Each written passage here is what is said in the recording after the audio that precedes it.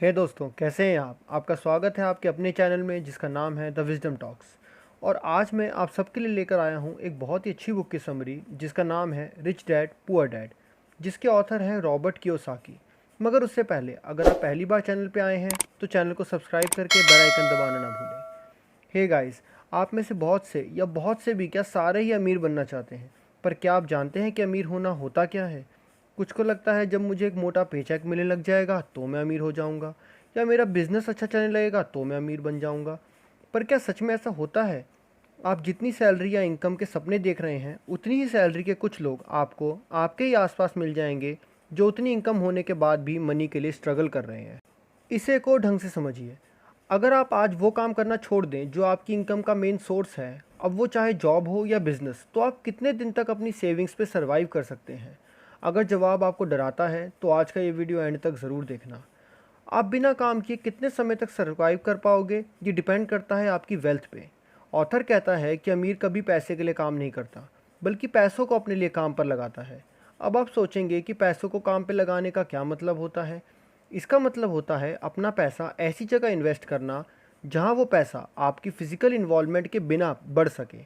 यानी जब आप रात को सो भी रहे हो तो भी वो पैसा आपके लिए काम करता रहे। तो आइए इसे शुरू से समझते हैं।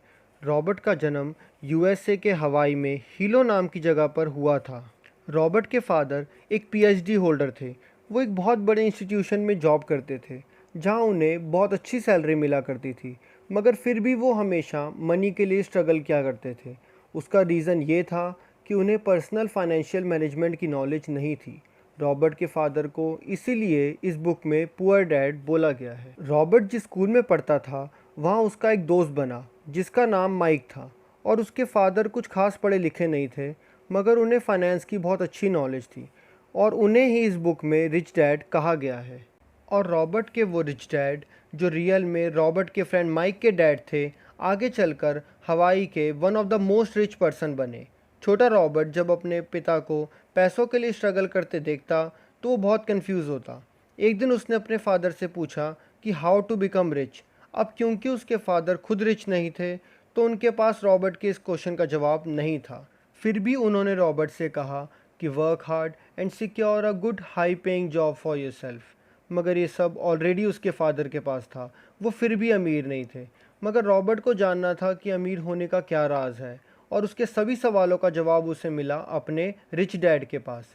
उसके रिच डैड ने उसे समझाया कि अमीर होने के लिए आपको 5 चीज़ों को समझना होगा, और वो 5 चीज़ें हैं: income, expense, assets, liabilities and cash flow.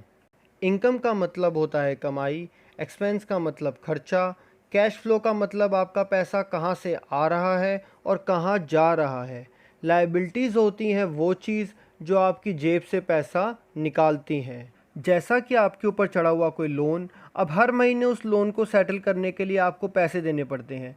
Simple accounting में लायबिलिटी का मतलब सिर्फ लोन होता है, मगर इस बुक में ऑथर कहता है कि सिर्फ लोन ही नहीं, हर वो चीज़ जो आपकी पॉकेट में से पैसा निकाले वो लायबिलिटी है। और कई लोग ऐसी लायबिलिटी पोजेस करते हैं, और मज़े की बात यह है कि वो इसे एसेट समझते हैं, जैसे कि आपका घर। ऑथर कहता है जिस घर में आप रहते हैं, भले ही किराए का या आपका अपना, उसे आप अपना एसेट नहीं मान सकते। अब ये बात बहुत लोगों को अजीब लगती है। किराए का घर आपका एसेट नहीं है ये तो समझ आता है, मगर आपका अपना घर भी आपका एसेट नहीं है, ऐसा कैसे हो सकता है? यही सवाल चल रहा है ना आपके दिमाग में? तो इसके जवाब में ऑथर कहता है कि जिस अपने घर में आप रह रहे हैं उसके रिपेयर एंड मेंटेनेंस पे आपकी पॉकेट से पैसा बाहर निकलता है। प्रॉपर्टी टैक्स भरते वक्त आपकी पॉकेट से पैसा बाहर निकलता है, तो आपका घर एसेट कैसे हो सकता है? बहुत से लोग अभी भी इस बात से डिसएग्री करेंगे, मगर जो बात ऑथर कह रहा है उसे अगर आप न्यूट्रल होकर एक बार सोचेंगे तो आसानी से समझ पाएंगे। ऑथर एसेट को कुछ यूँ डिफाइन करता है। ऑथर कहता है हर वो चीज़ जो मेरी पॉकेट में पैसा डाल रही है वो एसेट है। जैसे कि कोई प्रॉपर्टी जहाँ से ऑथर को रेंट आ रहा है, कोई बिजनेस जो ऑथर को पैसे कमा के दे रहा है, या कोई स्टॉक, बॉन्ड या म्यूचुअल फंड की इन्वेस्टमेंट। अब आप देखिए एक आम इंसान का कैश फ्लो कुछ यूँ चलता है। जॉब या बिजनेस से उसकी इनकम आती है, वो उससे सारे एक्सपेंस कर लेता है एंड बाकी पैसों से कई तरीके की लाइबिलिटीज़ खरीद लेता है, जैसे कि कार या कोई महंगा गैजेट। जिसकी मेंटेनेंस पे उसका और पैसा खर्च होगा। और इस तरह उनकी एसेट साइड या तो खाली रह जाती है या लायबिलिटीज़ के मुकाबले बहुत कम होती है और वो कभी अमीर नहीं बन पाते। ऑथर कहता है कि कैश फ्लो वो मेन चीज़ है जिसे मैनेज करके आप गरीब से अमीर बन सकते हैं। तो आखिर वो कैसा कैश फ्लो हो जो आपको अमीर बना सकता है?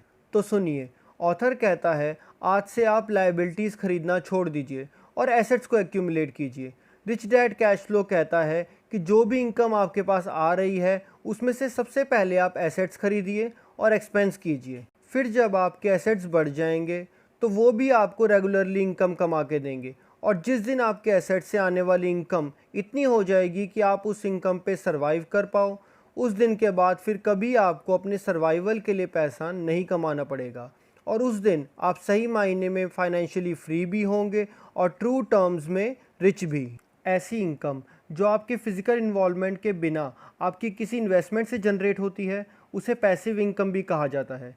ऑथर कहता है कि जिसके पास $1 मिलियन का घर है मगर उसके पास पैसिव इनकम का सोर्स नहीं है, वो एक फेक रिच है। मगर वहीं दूसरी तरफ कोई ऐसा इंसान है जिसके पास पैसिव इनकम के इतने सोर्स हैं कि वो बिना काम किए भी सर्वाइव कर सकता है, भले वो किराए के मकान में ही क्यों ना रह रहा हो, वो ही रियल में रिच है। ऑथर कहता है अगर आपको भी रिच बनना है तो आपका पूरा फोकस ऐसे एसेट्स को एक्यूमुलेट करने में होना चाहिए जो आपके लिए इनकम जनरेट कर सके, और हमेशा अपनी इनकम को अपने एक्सपेंसेस से ज़्यादा रखिए और अपने एसेट्स को अपनी लायबिलिटीज़ से ज़्यादा। तो दोस्तों, ये थे वो पॉइंट जो इस बुक से हमें सीखने को मिले। वैसे बुक भी बहुत अच्छी है, तो अगर आप इस बुक को पढ़ना चाहते हैं तो नीचे डिस्क्रिप्शन में दिए लिंक से इसे खरीद सकते हैं। वीडियो पसंद आया हो तो इसे लाइक और शेयर ज़रूर कर देना, कमेंट करके हमें बताइए, और हाँ, सीखते रहिए, बढ़ते रहिए। Until next time, bye bye, जय हिंद।